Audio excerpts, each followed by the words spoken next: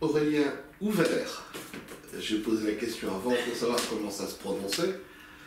Comédien, Ouais.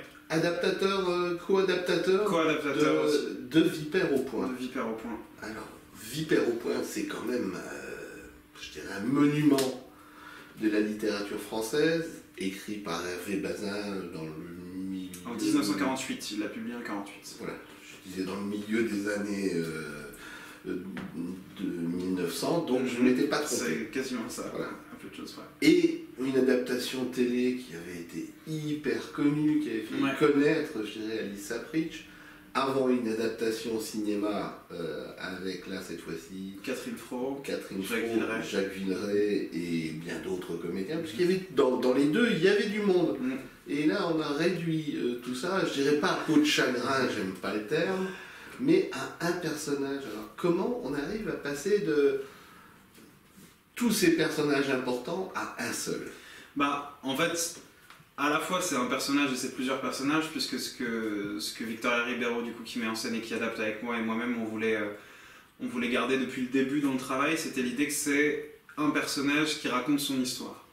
C'est ce qui est très présent dans le livre, c'est ce qui m'a donné envie de l'adapter, cette force de témoignage-là, et le fait que le narrateur, on entende sa voix à lui, et que ce soit son regard à lui un peu subjectif sur l'histoire qui apparaît aussi.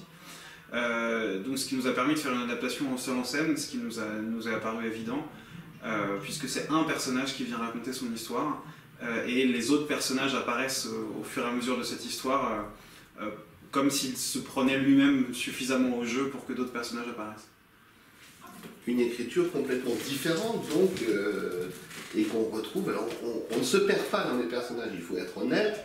On pourrait penser qu'on se perd, mais pas du tout. Oui, plusieurs personnages qu'on a essayé de différencier le plus possible avec des corps et des voix différentes, pour que vraiment on voit le moment où le narrateur, personnage principal, Brasse-Bouillon, se transforme pour devenir les autres membres de sa famille, et qu'on ait en tête un peu tous ces personnages qui sont assez hauts en couleur et qui ont tous leur personnalité très marquée dans cette petite famille. Plusieurs rôles pour un même acteur, comédien, je préfère le terme comédien, quand on est sur scène.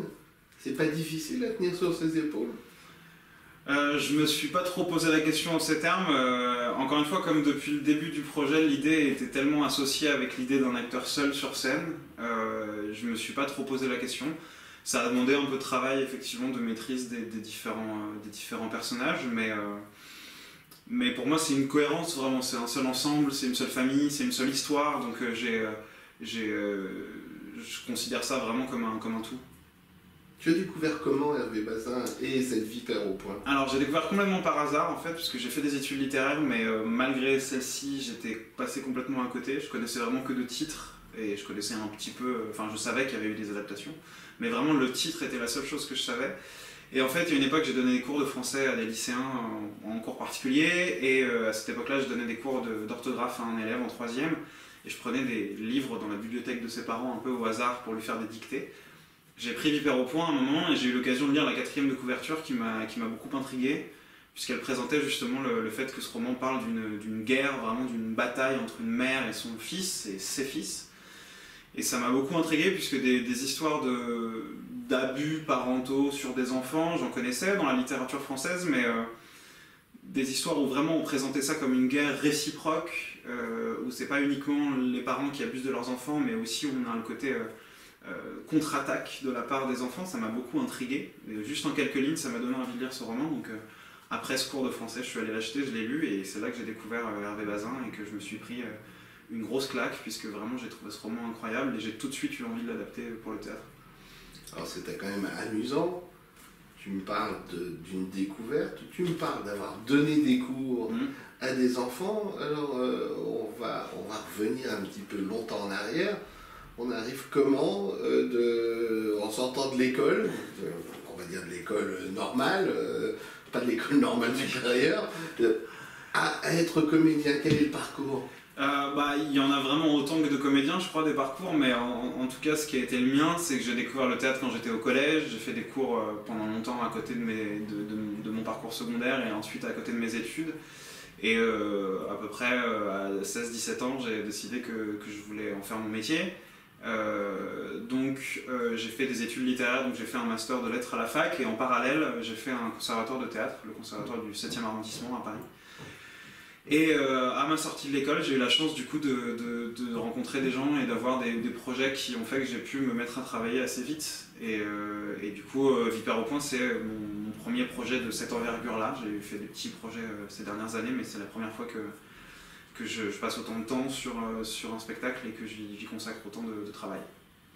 Ben, beaucoup de travail, et en plus, bon, j'ai rien de récompense parce que je pense que tu ne me contrediras pas en disant que la salle est. Enfin, le public est unanime. Moi, je l'ai vu dans une salle un dimanche après-midi, je m'attendais à ce qu'il y ait beaucoup de personnes âgées, ce qui est, on dit toujours, la présentation du dimanche pour les personnes âgées. Grosse surprise, ici, il y avait 2 personnes âgées à côté de moi, mais qui agissaient comme des gosses. Et pas mal de gosses dans la salle, des parents qui amènent les enfants. Ça doit être quand même une heureuse surprise pour toi, et surtout de voir qu'à la fin, la salle te fait vraiment une ovation. Ouais, c'est très agréable, et je suis très heureux et très fier que le public réagisse de cette façon. En fait, je suis assez heureux parce que pour ce qui est de ce que tu mentionnes sur les différents âges, c'est vraiment quelque chose que je croyais depuis les prémices de ce spectacle, que c'était quelque chose qui pouvait s'adresser à tout le monde, puisque que ça parle de famille et ça parle de choses qui sont universelles, mais aussi parce que c'est un roman que beaucoup de générations ont étudié aussi dans leur collège, dans leur lycée, nos parents, même des différentes générations, mais aussi encore maintenant il est étudié par certains élèves à notre époque, donc j'ai un peu l'impression que c'est un texte qui revient, qui s'en va quelques années puis qui revient, des choses comme ça. Et j'ai été vraiment persuadé que si on arrivait à faire entendre le fond de ce texte, le cœur de ce texte, et comment ça parle de rapports familiaux et de comment on se construit par rapport à notre famille, on pourrait parler même à des gens très jeunes, malgré le fait que ce soit un texte qui a quand même une écriture un peu littéraire et qui peut parfois être un peu rébarbatif peut-être pour des jeunes, mais on a essayé de la rendre la plus dynamique possible, comme elle l'est, hein. Elle est dynamique en elle-même, mais par le média du théâtre, on peut permettre de vraiment montrer ce dynamisme. Donc ouais, je suis content de voir que cet instinct que j'avais du fait que ça puisse parler à différentes générations se concrétise. On est très content vraiment que les gens viennent et que ça leur plaise. Et tu as eu du feedback de famille, bon, j'imagine, j'espère que tu n'as pas rencontré de famille comme celle quand il est question, mais du feedback de famille qui viennent avec des enfants, et dans quel but ils viennent montrer ce texte, faire écouter ce texte aussi? Pour l'instant, pas précisément. Là, ça fait 2 semaines qu'on joue, et j'ai pas encore eu précisément de retour de famille qui m'expliquait exactement pourquoi elle venait. Je sais qu'il y a des gens à qui ça a fait écho par rapport à leurs propres parents. Ça, on en a un petit peu parlé, j'en ai avec parcimonie, mais j'en ai quand même entendu parler de gens à qui ça évoque, heureusement ou malheureusement, du coup, en exemple ou en contre-exemple, un peu des choses qu'ils ont pu vivre ou expérimenter, ou en tout cas être témoins dans leur enfance. Mais j'ai pas encore eu trop de familles qui m'expliquent pourquoi, pour les raisons précises pour lesquelles ils sont venus en tout cas. Les décors, le décor est tout simple. Oui, le décor c'est un arbre qu'a construit notre décorateur Fabrice Cagny. C'était une volonté qu'on avait depuis le début du projet ici au Ranelagh, d'avoir un décor qui serait cet arbre-là, qui est un arbre assez important dans le roman, qui est le lieu de refuge du personnage, le seul endroit où il se sent bien, où il se sent en sécurité. Et donc quand on a discuté avec la production du fait d'avoir un décor, c'est ce qui nous a semblé évident, le fait qu'on devait avoir cet arbre sur scène qui est plus qu'un décor aussi, qui est vraiment parfois un allié un peu du personnage, vraiment un refuge, et donc on est très content de ce décor là. Côté costume, c'est tout simple, on est à la mode des années 30 peut-être, ou 40. Oui, en fait, on avait à la fois la volonté de sortir d'un costume qui serait commun et moderne. On voulait pas que le personnage soit en jean, t-shirt non plus, mais on voulait pas non plus faire un travail d'historien et avoir un costume de telle époque, etc. Donc on a travaillé avec notre costumière Corinne Rossi dans l'idée de quelque chose qui soit à la fois marqué un peu pas de notre époque, mais à la fois assez intemporel quand même, qu'on puisse pas exactement dater. Donc c'est pas exactement une mode précise ou un moment précis, mais on retrouve des éléments qui font un peu à la fois enfance, il y a des bretelles, des choses comme ça qui évoquent l'image de l'enfant, et à la fois quelque chose qui effectivement nous fait un peu sortir du quotidien quand même en nous renvoyant un peu vers l'arrière. Oui, ça aurait été difficile d'être en culotte courte. Oui, voilà, enfin en tout cas nous... J'imagine, parce que bon, je vois que bon, si t'es en culotte courte, ça serait... Mais en tout cas, on voulait pas...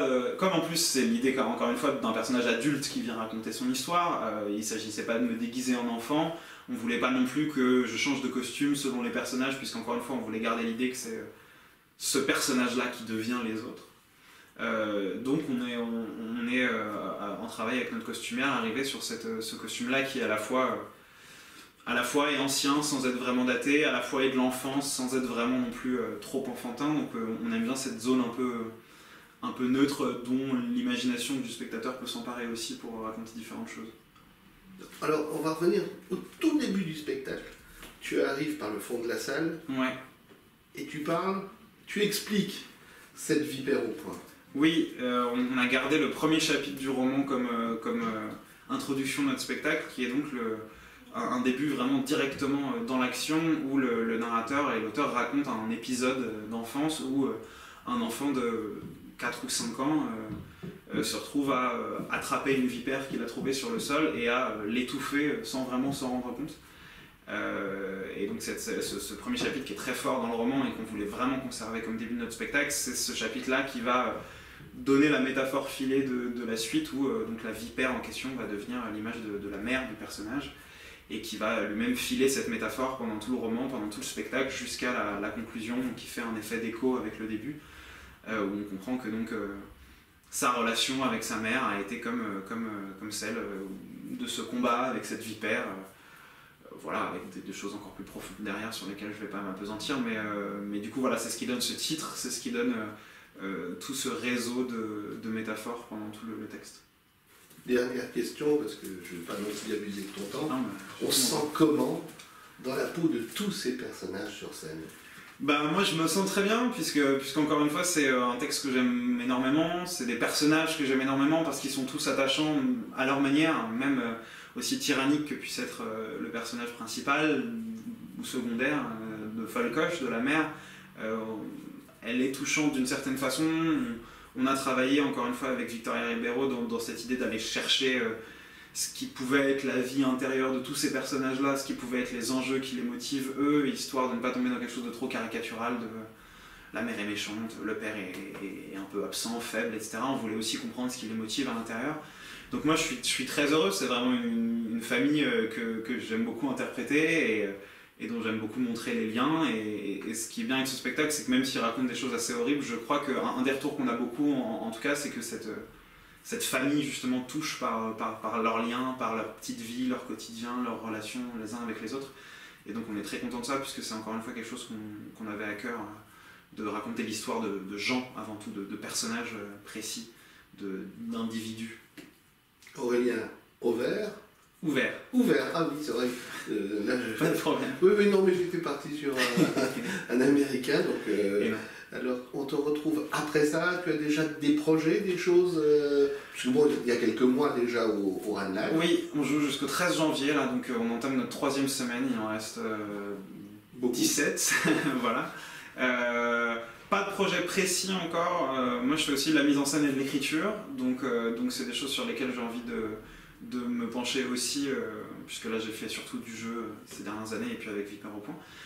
Mais donc avec Victoria Ribeiro, on a créé avec ce spectacle la compagnie du Taxodier, qu'on a donc nommé après justement l'arbre de Vipère au point. Et donc avec elle, on a envie de travailler encore sur d'autres projets, où peut-être je serais plus à la mise en scène et elle au jeu, ou des choses comme ça, ou qui seraient peut-être plus des écritures originales. On ne sait pas encore exactement dans quelle direction on va se diriger tout de suite, mais en tout cas on a beaucoup d'envie et beaucoup d'idées. Je voulais que ce soit la dernière question, ça peut pas l'être, parce que moi je ne sais pas ce que c'est un taxodier. Alors, taxodier justement, c'est le nom de cet arbre qui apparaît dans le roman. En fait, c'est un nom un peu vernaculaire, pas très utilisé, d'un arbre qui s'appelle le cyprès chauve, qui est une espèce d'arbre épineux, voilà, un peu dans la famille des résineux, des sapins, etc. Et en fait, Hervé Bazin est à peu près le seul à lui donner ce nom-là, en tout cas orthographié comme ça. Il est parti du nom latin, dont il a un peu changé l'orthographe, il l'a écrit avec AU, alors que dans le latin on a un O. Donc, à part peut-être dans quelques mots croisés et dans Vipère au point, il y a peu de chances qu'on rencontre ce terme-là.